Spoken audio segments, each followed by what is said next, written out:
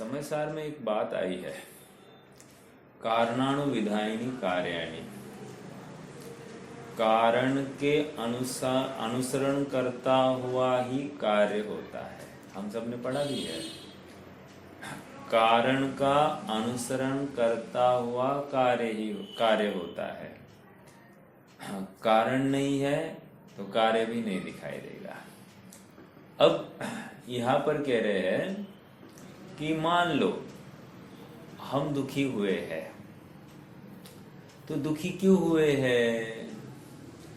पुद्गल की वजह से, परद्रव्य की वजह से, संयोगों की वजह से नहीं कह रहे, क्योंकि उनमें सुख दुख नाम का गुण ही नहीं है। सुख नामक गुण एक जीव में ही है। तो जीव में ही ऐसी सामर्थ्य है कि वो स्वयं से सुख उत्पन्न करे। अब जब जीव को अपने सुख स्वभाव का भान नहीं है तो वो नियम से दुखी होने वाला है। बस इतनी सी बात है। अर्थात कारण, दुख का कारण भी ये जीव स्वयं, सुख का कारण भी ये जीव स्वयं। समझ में आ रहा है क्या? परद्रव्य किंचित मात्र भी अपने दुख का कारण नहीं या सुख का कारण नहीं है। एक सूत्र है, ह्यानोपादान उपेक्षाश्च फलम। जब ज्ञान होता है ना, उसका फल क्या होता है? तो कहते हैं ज्ञान होने पर त्याग, ग्रहण और उपेक्षा, ये तीन बातें होती है। ये फल है ज्ञान होने पर। मतलब हमको सम्यक दर्शन हो गया तो ये सब बातें दिखाई देनी चाहिए। त्याग, ग्रहण, उपेक्षा। त्याग किसका हुआ? परद्रव्य का, विशेष रूप से जिसमें अपनत्व है उसका त्याग होगा। ग्रहण किसका होगा? स्वद्रव्य का। और उपेक्षा किसकी होगी? उपेक्षा मतलब जो गे जानने में आ रहे हैं उनकी उपेक्षा हो जाएगी। समझ में आ रहा है क्या? ये तीन बातें होनी ही चाहिए। इतनी बातें क्यों चल रही है? हमको तत्व चिंतन कराना है कि ये जीव सम्यक दर्शन प्रकट कर गया। ये जीव सम्यक दर्शन प्रकट करके कैसे कर गया? ये इस प्रकार से कर गया कि एक अनादि निधन शुद्धात्म तत्व से परिणत हो गया, और परिणत होते हुए इसने परद्रव्य को पर रूप जाना। तो अपने आप उसका पर का त्याग हो गया, स्व का ग्रहण हो गया, और इसको सम्यक ज्ञान हो गया। अब सम्यक ज्ञान होने पर अभी भी कमजोरी की अवस्था है। कमजोरी की अवस्था क्यों कह रहा हूं? क्योंकि पूर्ण शुद्ध तो हुआ नहीं ना, पूर्ण शुद्ध हुआ नहीं है। ऐसा होते हुए भी ये जीव मुनि दशा में प्रवर्तन करता हुआ भी इसके आहार विहार आदि कार्य पाए जाते हैं। फिर भी ये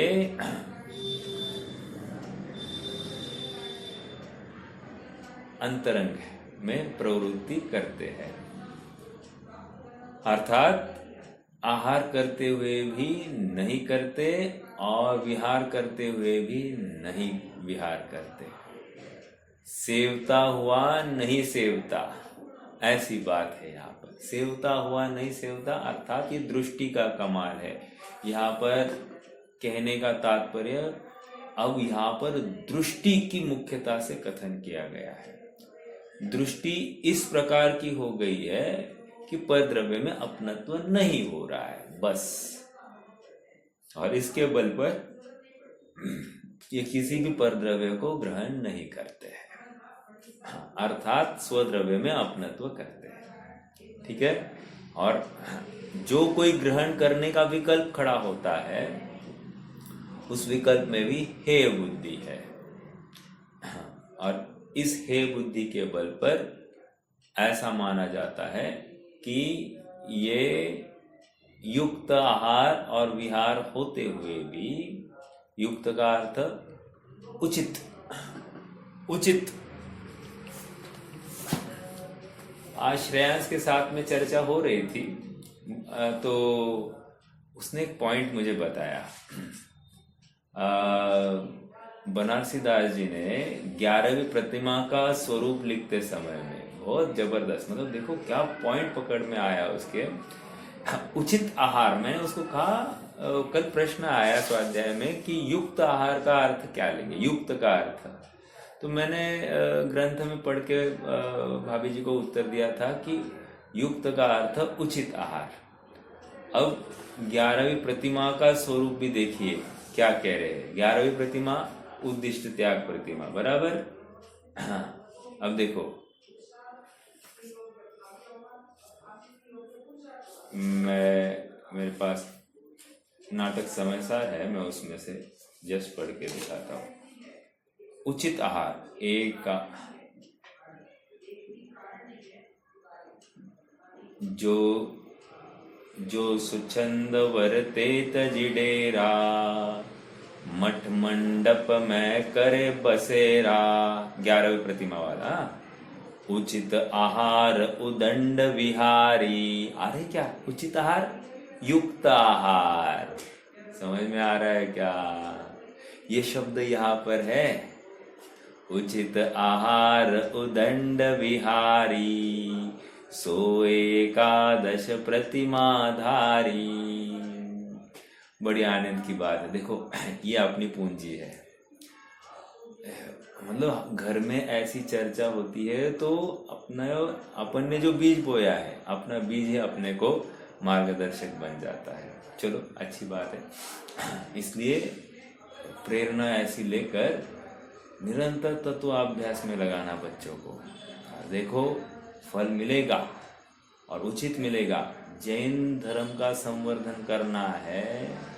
जैन धर्म अगर हम चाहते हैं कि पंचम काल के अंत तक रहे तो ये करना पड़ेगा। उनको मतलब स्कूली पढ़ाई, लौकिक खेल शिक्षा के बजाय आप लगाओ उनको धर्म विद्या में। आप देखो कैसे धर्म आगे बढ़ेगा, बनेगा, जैन धर्म बढ़ेगा। ठीक है, कहाँ से लाया शब्द, कौन सा था? उचित आहार उदंड विहारी। उचित आहार उदंड विहारी, ये उचित, युक्त का अर्थ उचित लेना, ये यहाँ पर आ गई बात। ठीक है, चलिए 11वीं प्रतिमा को, और यहाँ पर भी युक्त आहार विहार कहकर उचित आहार। उचित, उचित मतलब क्या? उचित मतलब क्या, कौन बोलेगा अभी? उचित का अर्थ बोलिए। योग्य, योग्य तो है ही।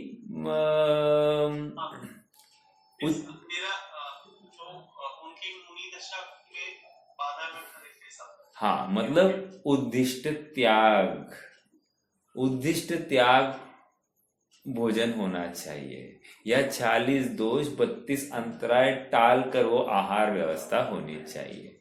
इतनी सी बात है, इसको उचित कह रहे हैं। ठीक है, आइए अपन थोड़ा स्वामी जी के भाव को पढ़ते हैं और फिर अगली गाथा भी बहुत इंटरेस्टिंग है, वो भी देखेंगे। क्या? हाँ बोलिए। आपने जो कहा ना ज्ञान का फल, हाँ, तो त्याग और उपेक्षा, हाँ, थोड़ा एकार्थवाची लगता है ना? बिल्कुल लगता है। हाँ, इन शॉर्ट देखिए, परद्रव्य ये विषय भोग है ना, उनका त्याग होगा। मतलब ये इंद्रिया, ये शरीर, जो नजदीक वाला जो अनिषिद्ध परिग्रह है उसका त्याग, और स्वद्रव्य का ग्रहण। क्यों? आज तक इस नजदीक वाले में ही अपनत्व हो रहा था, इसलिए इसका त्याग किया। और बाकी गेय जो है या संयोग जितने, मतलब इस शरीर की अपेक्षा जितने गेय बन रहे थे उनकी उपेक्षा, तो वो ज्ञान का गेय बनेंगे। और जब ज्ञान का गेय बनेंगे तो जाना क्या, नहीं जाना क्या, ऐसा होता हुआ जानता हुआ भी नहीं जानता, ऐसी अवस्था हो जाती है, तो वो उपेक्षा हो जाएगी। ठीक है। यस, वैसे उपेक्षा की काफी अर्थ खोल सकते हैं। उपेक्षा इन शॉर्ट इतना ही कहना है कि जिसमें अपनत्व, जिसको ग्रहण करके रखा था उसका त्याग होगा, सीधी सी बात।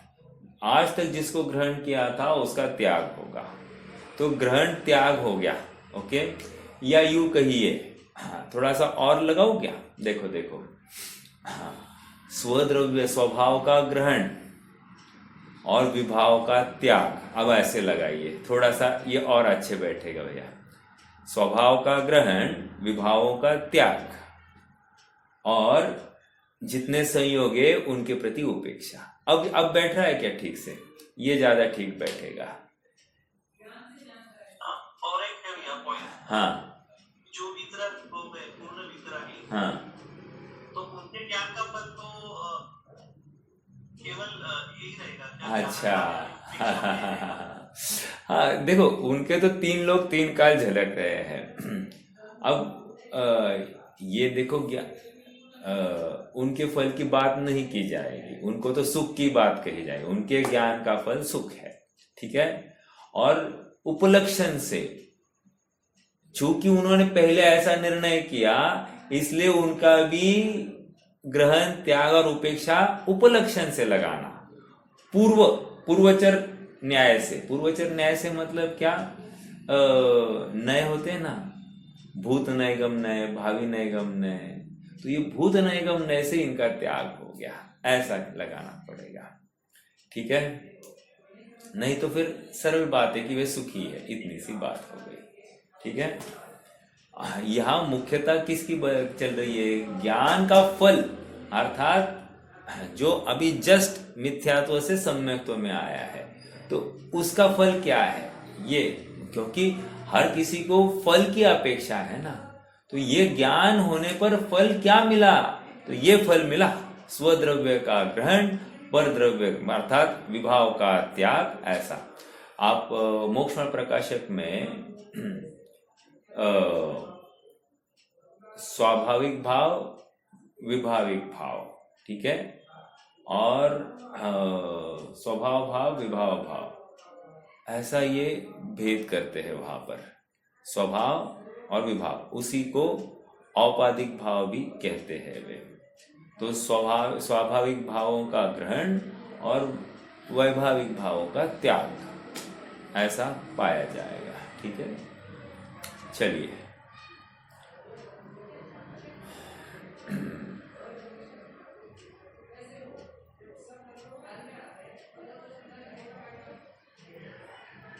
यहाँ पर और एक उदाहरण कल आया था दीपक का।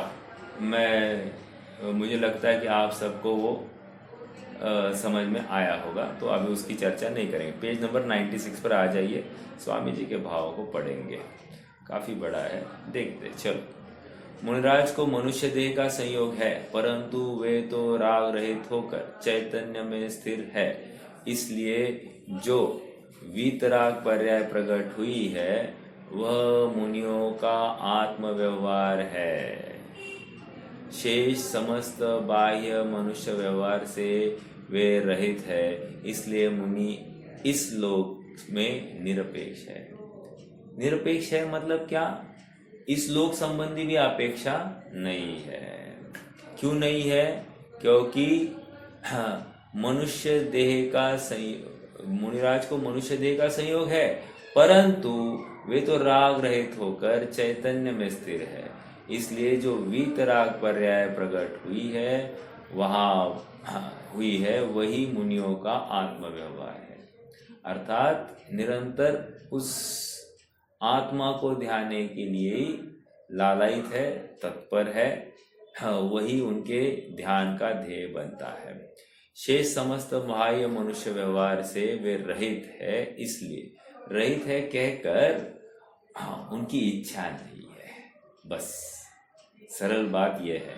देखो क्या है, हमको इस भूमिका में मुनि का स्वरूप हजम करना ही नहीं हो रहा है, और क्रिया करते हुए उपयोग लगाए बिना वो कैसे कर सकते, यही हमको निरंतर डाउट रहता है। तो कोई बड़ी बात नहीं है, ये होता है। मतलब जैसे किसी को मान लीजिए धन का हुनर चढ़ा है, तो धन के पीछे वो खान पान तक भूल जाता है, उसको भूख ही नहीं लगती है, ऐसा हो जाता है। या आजकल के बच्चों को देखना, जो गेम खेलते हैं तो गेम खेलने में इतने तन्मय हो जाए कि उनको खान पान का सुध बुध नहीं रहती है। जब उपयोग हटता है तब भूख लगी, ऐसा होता है, नहीं तो वो भी नहीं होता है। ये क्यों हुआ? उपयोग का कमाल। उसी प्रकार जिसका उपयोग स्वभाव की तरफ झुक गया है तो उसको खान पान की रुचि नहीं। पंडित जी साहब मोक्ष मार्ग प्रकाशक लिखते लिखते उसका विषय लिखना चल रहा था, तो विषय के प्रेजेंटेशन के बारे में सोचते सोचते वो भोजन में भी उनको नमक की खबर नहीं है। कितनी विशेष बात। और 6 माह तक खबर नहीं पड़े, इतना विरक्त आहार के प्रति हो सकता है क्या? वो उपयोग का कमाल है। समझ में आ रहा है क्या? उपयोग का कमाल है, होता है ऐसा। हमको भी मान लो अपने इष्ट जन के प्रति बहुत स्नेह है, तो उस स्नेह को लेकर जैसे मान लीजिए अपन ने आज भोजन बनाया हो, भोजन थोड़ा सा कम बन गया हो, सबको बहुत पसंद आया हो और थोड़ा ज़्यादा खा लिया सबने, अपने को कम खाते हुए भी अपने को पेट भर जाता है और भूख भी नहीं लगती। ये क्यों हुआ? ये इसलिए हुआ, वो समाधान हो गया। ओ, सबने एकदम शांति से पेट भर खा लिया, अपने को कुछ नहीं। तो अपने को कुछ नहीं कहकर इसकी कषाय क्यों नहीं तीव्र हुई? नहीं तो अन्य समय पर मान लो धर्मपत्नी ने बनाया हो या किसी ने बनाया हो, थोड़ा कम मिल जाए तो आकुलता भी होती है। ऐसा क्यों? वहाँ भोगने की भावना होती है या भोगने से विरक्त हो गया है। क्यों? क्योंकि अन्य कषाय हावी, हमारे केस में अन्य कषाय हावी होती है और उनके केस में कषाय का दमन ही होकर वे इमीडिएटली स्वभाव में प्रवृत्ति हो गई है। समझ में आया? अर्थात उपयोग लगाने की बात है, इतनी सी बात है। डॉक्टर साहब भी एक उदाहरण देते हैं। उनकी धर्मपत्नी ने, छोटी मम्मी कहते हैं ना उनको, छोटी मम्मी कहते हैं, छोटी दादी कहते हैं, जो कुछ होगा, तो एक बार वो कहीं बाहर गई और डॉक्टर साहब कोई शास्त्र का अनुवाद कर रहे थे, तो उस विषय में वे मग्न थे। उनकी जो धर्मपत्नी थे उन्होंने कहा था कि ये जो पापड़ है ना, पापड़ सुखाने रखे थे बाहर, उनका ध्यान रखना। अब ये तो अपने काम में लगे थे और वो चले गए इनके भरोसे, और जब आए उसके पहले बहुत पानी बरस गया था, पूरे पापड़ भीग गए थे।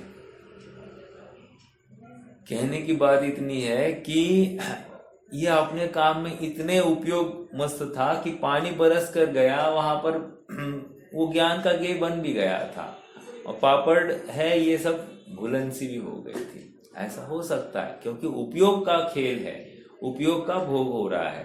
तो जिस विषय को लेकर उनका उपयोग एकाग्र हुआ है तो बाकी सब गौण हो जाते हैं। चलिए, तो मुझे कहना क्या है, ये लौकिकता में भी ये पॉसिबल है, ये हम देख रहे हैं। तो फिर मोक्ष मार्ग में इनको आहार नहीं मिले हैं या आहार, शरीर की अवस्था बहुत क्षीण हो गई है, दुर्बलता आ गई है, फिर भी शुद्धात्मा के बल पर ये अपने को कैसे अपनी आत्म साधना साध लेते हैं, ये विचारणीय बिंदु है। मतलब ऐसा हो सकता है क्या? ऐसा प्रश्न हम स्वयं को पूछे और उसके लिए तर्क, अभी जो अपन ने चर्चा की वे तर्क दे दे कि कोई बिना भोजन के मात्र खेल में इंटरेस्टेड है, वो वहां पर ही रमता रहता है, होता है ऐसा। हाँ, तो मुनिराज को आत्मा की इंटरेस्ट है, रुचि है, तो उसमें ही रमते हैं, तो अपने आप बाकी सब बातें गौण हो जाती है। चलिए, ऐसा होता है कि नहीं?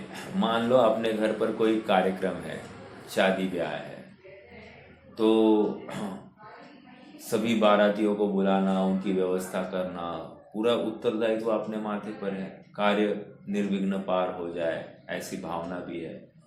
तो उस व्यवस्था में वो इतना एकाग्र हो जाते हैं, उतनी जिम्मेदारी के वजह, तो खान पान की सुध रहती है क्या? नहीं रहती। काम काम काम काम काम ही दिखाई दे रहा है ना। कैसे दिखाई दे रहा है? भूख नहीं लगी है क्या? अरे भूख का ज्ञान ही नहीं कर रहे हैं वो। समझ में आ रहा है क्या? क्योंकि काम की हुनर इतनी पड़ी है कि भूख बाजू में पड़ जाती है। होता है कि नहीं? विषय भोग सब बाजू में पड़ जाते हैं, एक अपना काम दिखाई देता है। चलिए, ये बहुत विचारणीय बिंदु है। मतलब मुनि अवस्था ऐसी हो सकती है, इसके लिए हमको कोई शंका नहीं होनी चाहिए। ये न्याय है। मतलब अगर लौकिकता में हम ऐसे रह सकते हैं, तो अन्य प्रकार से भी हो सकता है। हाँ जी, चलिए, मुनिराज हो गया। जहाँ शरीर, थर्ड पैराग्राफ, जहाँ शरीर की भी उपेक्षा है, वहाँ अन्य बाह्य पदार्थों की क्या बात। मुनिराज तो लोक व्यवहार से बाहर निकल गए हैं और अंतर में चैतन्य की निर्मल पर्याय प्रकट हुई है, वही उनका व्यवहार है।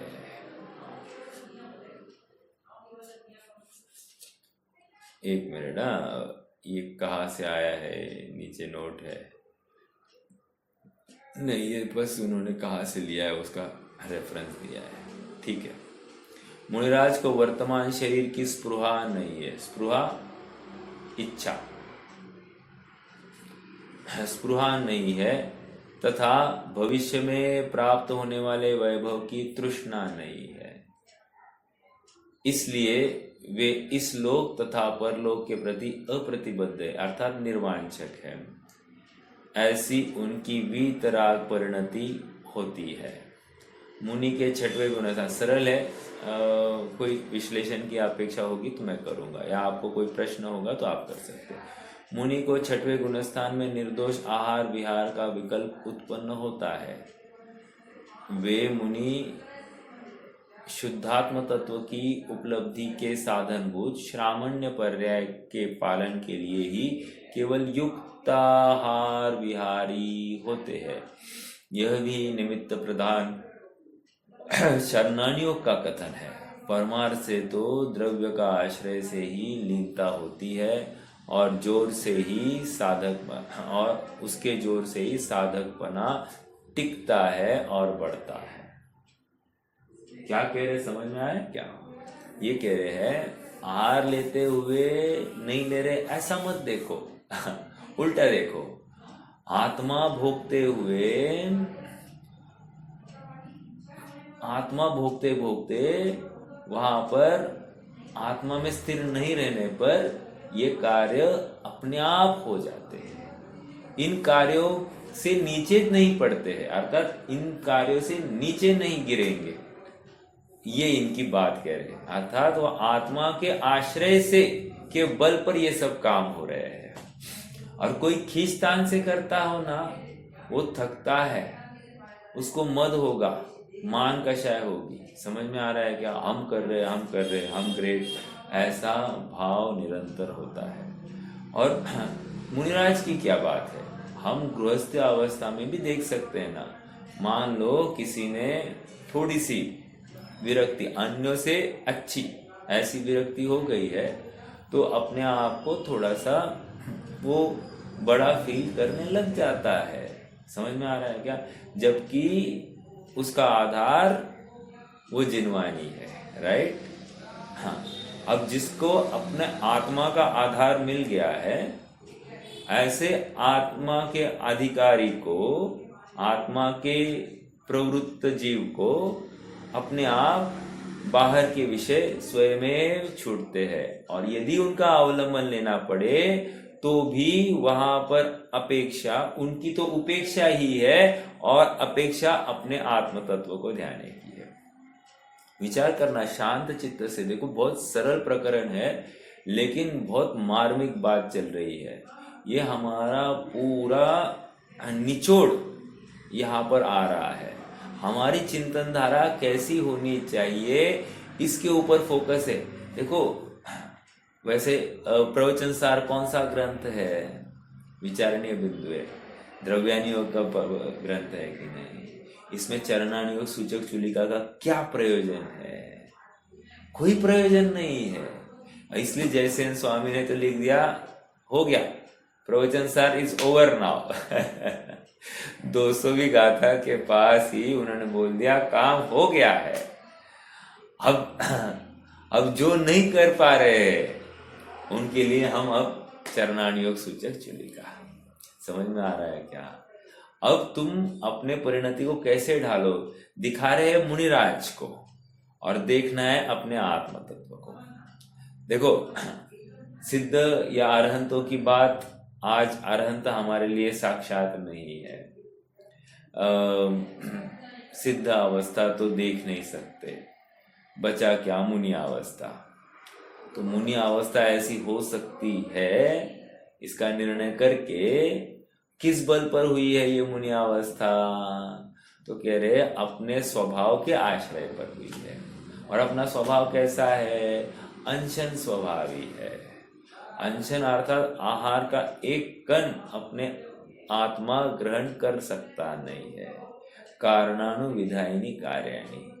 जब आत्मा में पुद्गल की का प्रवेश, आत्मा चैतन्यमय है तो उसमें पुद्गल का प्रवेश संभव नहीं है। जब पुद्गल का प्रवेश संभव नहीं है तो आत्मा ने आहार ग्रहण किया, ये बात लाई कहाँ से? समझ में आ रहा है क्या?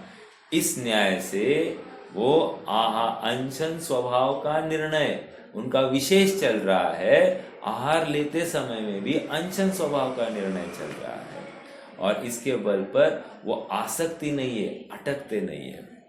पुरुषार्थ सिद्धि उपाय में एक उदाहरण दिया। उदाहरण क्या दिया है ये भी पकड़ने योग्य बात है। हाँ, पुरुषार्थ सिद्धि उपाय में उदाहरण ये दिया गया है कि बिल्ली अपने भक्ष्य को खा रही है और हिरण भी घास खा रहा है। इतने में हिरण को आहट होती है किसी शेर की या हिंस्र प्राणी की। बस वो आहट से ही भले कोसों दूर होगा, ये फटाफट अपने आहार को, मतलब अपने भोजन को छोड़कर निकल जाता है। आसक्ति नहीं है। देखो हिरण तो भयवश भाग कर गया है। आचार्य को दिखाना क्या है? अनासक्त भाव कैसे हो सकता है। अब वो सिंह गर्जना सुन ली, यहाँ पर देखना कोई अंतराय के योग्य कोई कार्य बन गया। ठीक है, सिंह गर्जना के सामने अंतराय के योग्य कार्य, और यहाँ पर इनका विकल्प था आहार करने का, लेकिन उस आहार को छोड़कर वे आत्मा की रक्षा के लिए वे निकल पड़े फिर से वन की तरफ। समझ में आ रहा है क्या? तो ये, और बिल्ली क्या कर रही है? बिल्ली तीव्र आसक्त है, वो छोड़ती नहीं है अपने विषय को। हमारी भी ऐसी अवस्था है, हम अपने सुख स्वभाव का निर्णय नहीं करते और इसलिए निरंतर 5 इंद्रिय के विषय, मन के विषय में हम तत्पर रहते हैं और इनके बल पर ही इष्ट अनिष्ट कल्पना करते हैं। इष्ट अनिष्ट कल्पनाओं के बल पर हम विकथाओं में प्रवृत्ति करते हैं और हमारी प्रमाद प्रवृत्ति पाई जाती, मतलब 5 इंद्रिय के विषय पाए जाएंगे, 4 कषायों में प्रवृत्ति पाई जाएगी, 4 विकथाओं में प्रवृत्ति पाई जाएगी और निद्रा और स्नेह हमारा पाया जाएगा। प्रमाद समझ में आ रहा है? ये कोई ना कोई कषाय पाई ही जाती है। चलिए, इसलिए ना किसी की क्रोध कषाय कम दिखाई दे तो मंद कषाय ऐसा बिल्कुल नहीं कहना। अभी हम स्वाध्यायी हो गए हैं, वेरी लॉजिकली हम क्या करते हैं कि किसी की क्रोध कषाय कम दिखाई दी या कोई बहुत बड़े मन से किसी को खिलाता पिलाता दिखाई देता है तो मंद कषाय ऐसा मत बोलना। मंद कषाय का आधार शुद्धात्मा है। मंद कषाय का आधार कभी भी अनुकूलता नहीं होती, याद रखना इस बात को। कदाचित कोई अनुकूलता में मंद कषाय पाया जाता है या फिर कोई इच्छाओं की हवस कम होने से मंद कषाय पाया जाता है। इसका मतलब उसका शुद्धात्मा का आधार है, ऐसा नहीं है। समझ में आ रहा है क्या? ये विचारणीय बिंदु, ये हमारी देखने की दृष्टि होनी चाहिए। हाँ, इसलिए कोई अगर हमको कहे ये बहुत मंद कषाय जीव है, नहीं, पहले देखिए कि इनके मंद कषाय का आधार क्या है। यदि मंद कषाय का आधार किसी में इन्वॉल्वमेंट नहीं है तो ठीक है, ये बुरा गुण नहीं है, बट वहां पर मंद कषाय का आधार शास्त्र अभ्यास है क्या? मंद कषाय का आधार सच्चे देव शास्त्र गुरु की श्रद्धा है क्या? उनमें ही आस्था है क्या? सच्चे शब्द लगाया मैंने, हाँ, क्योंकि देव शास्त्र गुरु तो सबके सामने है, सभी धर्मों के सामने है, लेकिन वो हमारे लिए हितकारी है अहितकारी, इसका निर्णय कौन करेगा? तो सच्चे देव शास्त्र गुरु का अनुकरण करने वाले के ही कषाय मंद मानी जाएगी। समझ में आ रहा है क्या? अन्य की नहीं। हाँ जी,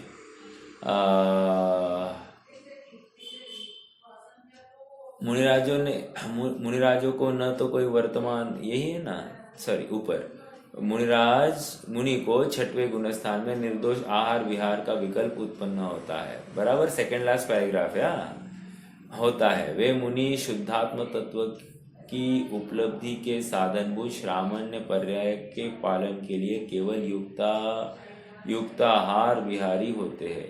यह तो निमित्त प्रधान चरणानियोग का कथन है। अब निमित्त प्रधान चरणानियोग का कथन है। अब इसी बात को, कौन सी बात को? मुनिराज को विकल्प उत्पन्न होते हुए भी वे आहार कैसे ग्रहण नहीं कर रहे हैं? अब परमार्थ से क्या कह रहे हैं? परमार्थ मतलब क्या? द्रव्यानुयोग अपेक्षा। परमार्थ से तो द्रव्य के आश्रय से ही लीनता होती है, उसके जोर से ही साधकपना टिकता और बढ़ता है। 2 बातें कही। व्हाट इज मीनिंग ऑफ साधकपना? जो साधे सो साधक, बराबर। अब मुझे फिर से बोलिए, साधकपने के स्टेजेस कितनी है?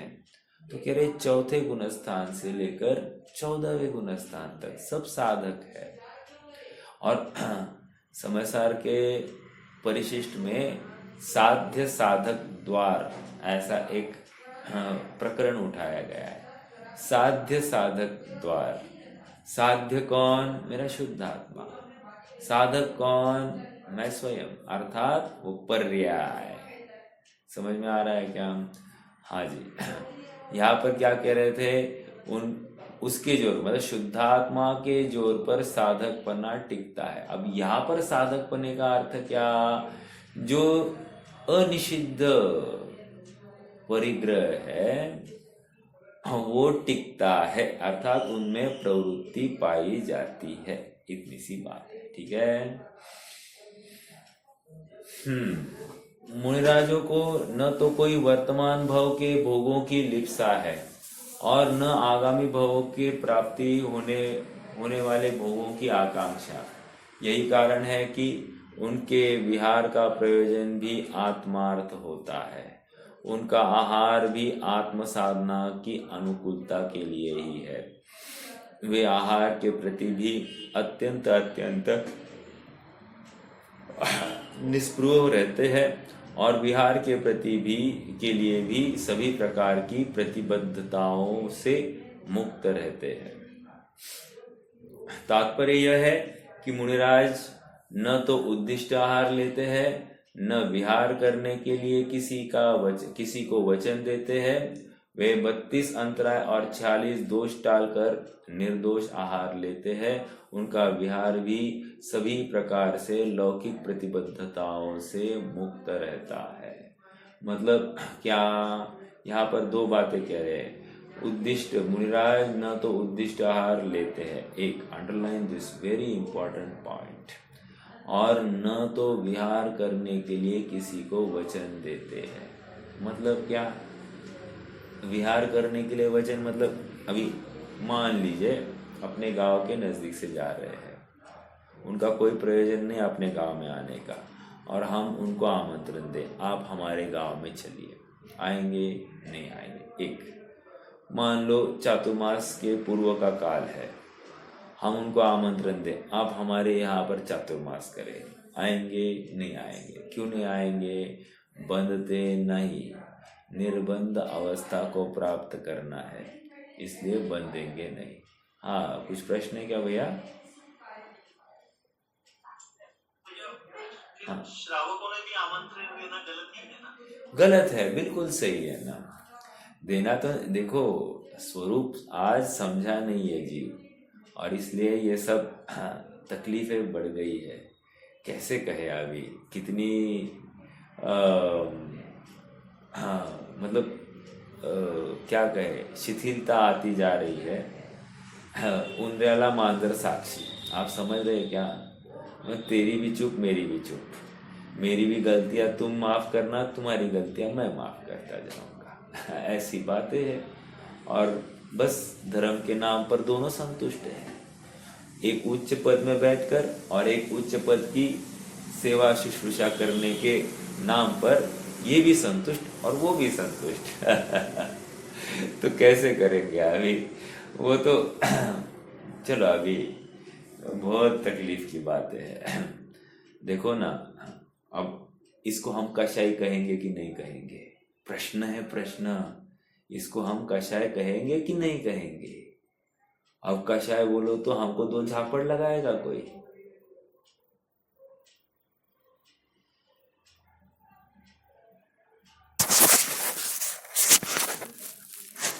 कोई ग्रंथ पढ़ना है तो संयम प्रकाश पढ़ लेना, आप बिल्कुल पढ़ने योग्य है। तो बहुत आनंद भी आएगा और काफ़ी मार्गदर्शक उनका विचार है। समझ में आ रहा है क्या? दम से कहने की ताकत उनके लेखनी में दिखाई देती है, और विशेष रूप से कोई तकलीफ नहीं है उनके लेखन में। तो ये मतलब पढ़ने योग्य है, और हम अपना निर्णय करने के लिए ये सब कर रहे हैं। कौन गलत कर रहा है कौन सही कर रहा है इसके लिए नहीं है, वो तो स्वयं में हो जाता है निर्णय, उसके लिए करना नहीं पड़ता। बट अपना निर्णय क्यों, मेरा मुनिपना, मेरा मोक्ष मार्ग इसके बल पर है। अगर मैं भी अन्य जैसा ही शिथिल होकर प्रवृत्ति करूंगा और स्वयं को मुनि कहलवाऊंगा तो क्या फर्क रहा? मेरे स्वाध्याय का क्या फर्क रहा? मतलब इस स्वाध्याय का फल यही है ना कि योग्य मार्ग का ही ग्रहण होगा, गलत मार्ग का त्याग ही होगा। ये स्वाध्याय का फल है। अगर नहीं हुआ है तो फिर तकलीफ है। एक ना श्वेतांबर आमनाय में एक अर्चना जी नाम की एक साध्वी है। अभी वो लोग साध्वी मतलब आर्यिका को साध्वी कहते हैं। तो मैं उनको कभी मिला नहीं हूँ, मैंने मात्र सुना है कि वो विशेष रूप से दिगंबर ग्रंथों का ही स्वाध्याय अध्ययन चिंतन मनन करते हैं विशेष रूप से, और सभाओं में, उनकी सभाओं में भी वे दिगंबर ग्रंथ ही लेते हैं। जैसे तत्वार सूत्र लेते हैं, जैसे गुणस्थान विवेचन लिया था, समझ में आ रहा है क्या? अब भले ही गुणस्थान विवेचन अपना तो गुणस्थान विवेचन लिया था, अन्ना जी का लिखा हुआ, हर उनके उनके हिसाब से मोल्ड करते हैं, समझ में आ रहा है? एक और वे कहते भी है कि हाँ बराबर है कि दिगंबर धर्म ही सही है, ऐसा भी कहते हैं। लेकिन हम अब ये नहीं छोड़ सकते। अभी उनको जमावड़ा दिख रहा है ना, इतना बड़ा यश प्रसिद्धि ख्याति दिख रही है ना, अपनी पूरी व्यवस्था हो रही है, ये दिख रहा है कि नहीं? और नवीन प्रमेय दिया जाए ना समाज को, समाज खुश हो जाती। क्या प्रवचन, मतलब थोड़ी बहुत शैली होगी उनकी प्रस्तुतिकरण की, पर वो प्रस्तुतिकरण की शैली के पीछे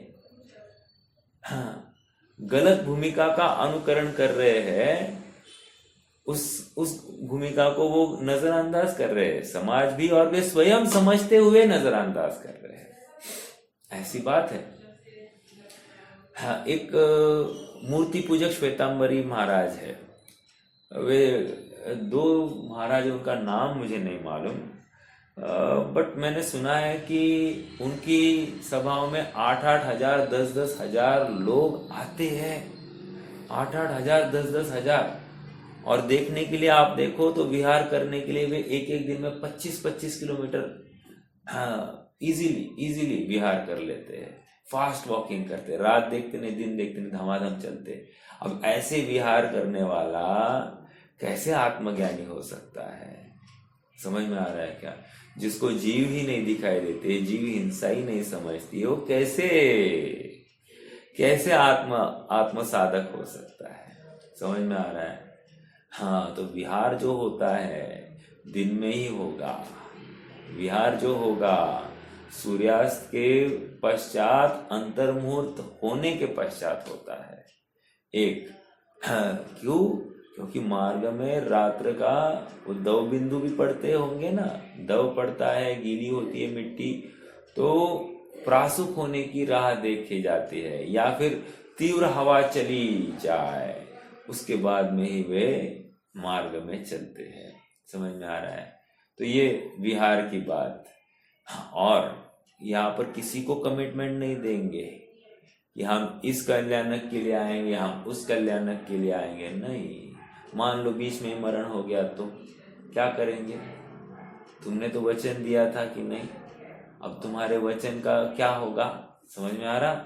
वचन मतलब कोई साधारण बात नहीं, लेकिन ऐसा वचन दिया जा सकता है जिंदा रहे तो आएंगे, ऐसा कौन बोलता है क्या? यहाँ तो इतने हम आएंगे कह दिया तो पूरी समाज ने उनके बल पर ही तो जो आयोजन किया होगा वो होगा कि नहीं होगा। तो कोई ऐसा कमिटमेंट किसी को नहीं दिया जाता। निर्बंध आत्मा का भोग करना है तो क्यों किसी के प्रति किसी के साथ बंधेंगे? नहीं बंधेंगे। समझ में आ रहा है? हाँ जी। अब मैंने एक बात बोल दी तो सब जगह पर जहां जहां शिथिलता पाई जाती है वहां पर अपने को विचार करना, जहां पर नहीं पाई जाती है तो शाबाश की। समझ में आ रहा है क्या? हाँ, अब विहार करते समय कोई गप्पे लगाकर चल रहा है, बातें कर रहा है, ऐसे एक दूसरे के पास देख रहे हैं, हाँ? चलेगा? और नीचे कौन देखेगा? भगवान देखेंगे, हाँ, या पूज्य पाठ देखेंगे, नहीं सॉरी क्या है वो, हाँ, कपिल मुनि को ही ना, उनको अष्टावक्र थे ना, हाँ, अष्टावक्र को घुटने में पैर, घुटनों में आंखें थी, ऐसा कहते हैं। क्यों? वे चलते चलते भी पढ़ते थे, इतना पढ़ने का जुनून था। ठीक है, मुझे तो यहाँ पर इतना ही कहना है कि अन्य मत में और अपने में क्या फर्क हो गया? फिर हमारी जीव दया क्या रही? और हमारे 108 जो पापों का त्याग है उसका क्या हिसाब है? फिर उसमें से किसमें प्रवृत्ति है? विचारणीय बिंदु है ना। जहाँ पर एक पाप में प्रवृत्ति हो समझ लो 108 के 108 में प्रवृत्ति है। ऐसी ही बात है, 108 के 108 में प्रवृत्ति पाई जाती है। क्यों? अभिप्राय में खोट है ना। जब अभिप्राय में खोट होगी तो सभी पाप दिखाई देंगे। समझ में आ रहा है? हीनादिक रूप से दिखाई देते हैं। औरों से अच्छे कहकर बिल्कुल काम नहीं चलाना। मोक्ष मार्ग प्रकाशक में उदाहरण दिया है, किसी राजा के बदले दूसरा राजा, डमी राजा खड़ा किया जाए, उसी के नाम का, उसी के जैसा दिखने वाला, चलेगा क्या? नहीं चलेगा। देखो, उस राजा का पुतला लगाकर शासन किया जा सकता है। क्या कहा? फिर से क्या कहा मैंने? राजा का पुतला लगाकर काम चलाया जा सकता है, लेकिन राजा का प्रतिरूपक बिठाकर काम नहीं चल सकता। वो तो छल ही है। अब लोक में ये बात हमको स्वीकार होती है, तो मोक्ष मार्ग में क्यों नहीं होती है? समझ में आ रहा है क्या? ये प्रकरण आप पढ़ना, मोक्ष मार्ग प्रकाशक में श्वेतांबर मत खंडन में ही है। श्वेतांबर मत खंडन में ही है। ये पढ़ना पड़ेगा। अराउंड 150-160 पेज के आसपास आपको पढ़ना पड़ेगा, वहां पर मिलेगा। चाहो तो मैं देखकर आपको बताऊंगा, या आप कोई पढ़ के मुझे बता देना। ठीक है, चलिए।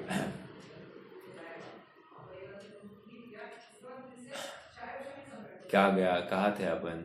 तात्पर्य यह है, पेज नंबर 97। तात्पर्य यह है कि वे मुनिराज न तो उद्दिष्ट आहार लेते हैं और न विहार करने के लिए किसी को वचन देते हैं। अब विहार के साथ साथ प्रवचन का भी लगा देना। ठीक है? वे 32 अंतराय और 46 दोष टालकर निर्दोष आहार लेते हैं, और उनका विहार भी सभी प्रकार की लौकिक प्रतिबद्धताओं से मुक्त रहता है।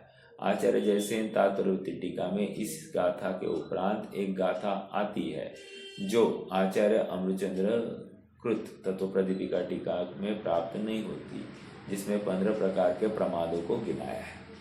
15 प्रकार के प्रमाद। ठीक है, देखो, याद रखने के लिए गाथा याद की जा सकती।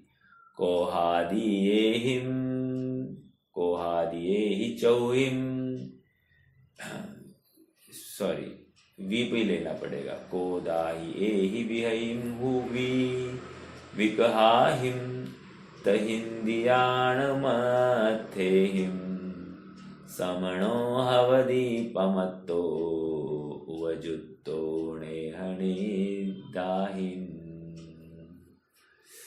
कोहादि एहिम चौहिम, क्रोधादि 4 कषाय। ठीक है, फिर आगे क्या? विकहाहिम, विकता है, वो कितनी? वो भी 4। कहाँ से निकाला? वो पहले, हाँ, मध्य दीपक है ना, क्रोधादि 4, विकतादि 4। ठीक है, तो ये चौहिम ये विकता के लिए भी लगा सकते हैं। तह इंद्रियाण मध्यहिम, और इंद्रिया। ठीक है, 5 प्रकार की इंद्रिया के विषय। इंद्रियाणम अथेहिम, इंद्रियों के विषय, इंद्रियों के पदार्थ। ठीक है, समणो हवदीपमत्तो, ऐसा श्रमण प्रमत्त होना ही चाहिए। क्यों? क्योंकि क्रोधादि में प्रवृत्ति है, विकथाओं में प्रवृत्ति है, और 5 इंद्रियों के विषयों में प्रवृत्ति है। उवजुत्तो नेहणे दाहिम, और उवजुत्त युक्त है, फिर से युक्त है। उवजुत्तो युक्त है, नेह निदाहिम। अब ये सहित है ही लेना पड़ेगा। 15 प्रमाद में ये जो नेह अर्थात स्नेह और निद्रा, ये भी उनसे युक्त है। मतलब ये 15 प्रमाद इस प्रकार बनते हैं। चार विकता कषाय अर इंद्रियों के विषय में, रत श्रमण निद्रा नेह में परमत होता है श्रमण। चार प्रकार के क्रोधादि कषायों से, चार प्रकार के विकताओं से, पांच इंद्रियों के विषयों से, निद्रा से और स्नेह से उपयुक्त होता हुआ श्रवण प्रमत्त होता है। यह कथन, उक्त कथन से ऐसा लगता है कि प्रमत्त विरत नामक छठवें गुणस्थानवर्ती मुनिराज क्रोधादि कषाय से युक्त चार विकताओं और पांच इंद्रियों के विषयों में रत, स्नेहासक्त और निद्रालु होते होंगे। पर बात ऐसी नहीं है, क्योंकि हो गया, इतना ही पैराग्राफ पढ़ेंगे। क्योंकि उनके मिथ्यात्व और अनंतानुबंधी आदि तीन कषाय चौकड़ी का अभाव होता है। मात्र संज्वलन संबंधी कषायों का तीव्र उदय होता है। संज्वलन कषाय के उदयानुसार ही अन्य प्रमाद होते हैं। अतः यह नहीं समझना चाहिए कि गंदी गंदी विकथाओं में उलझे रहते होंगे या सोते रहते होंगे।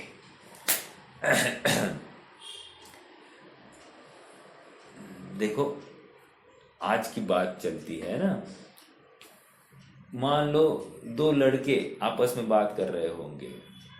बहुलता से क्या बात करते होंगे? किसी लड़की की ही चर्चा चल रही होगी। और दो लड़कियां आपस में बात कर रही होगी, तो क्या बात कर रहे होंगे? किसी लड़के की ही बात कर रहे होंगे, तो विकथा हो गई। ठीक है। या फिर दो महिलाएं आपस में बात करती होगी, तो क्या बात करती होगी? भोजन पान संबंधी बात करती होगी। समझ में आ रहा है क्या? हाँ। या फिर शरीर स्वास्थ्य आदि, मतलब ये की बात है। दो पुरुष आपस में बात करते होंगे, तो क्या करते होंगे? पॉलिटिक्स की बात करते होंगे, है कि नहीं? या फिर राज्य में खेल कूद की बातें करते होंगे। चारों बातें छोड़कर कोई आत्मा की बात करता मिलेगा क्या?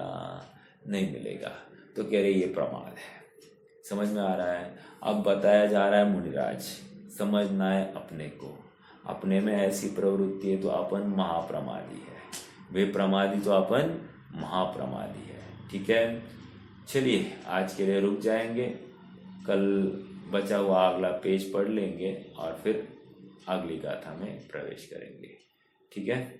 कोई प्रश्न है तो रख सकते हैं, नहीं तो जिनवाणी स्थिति करेंगे।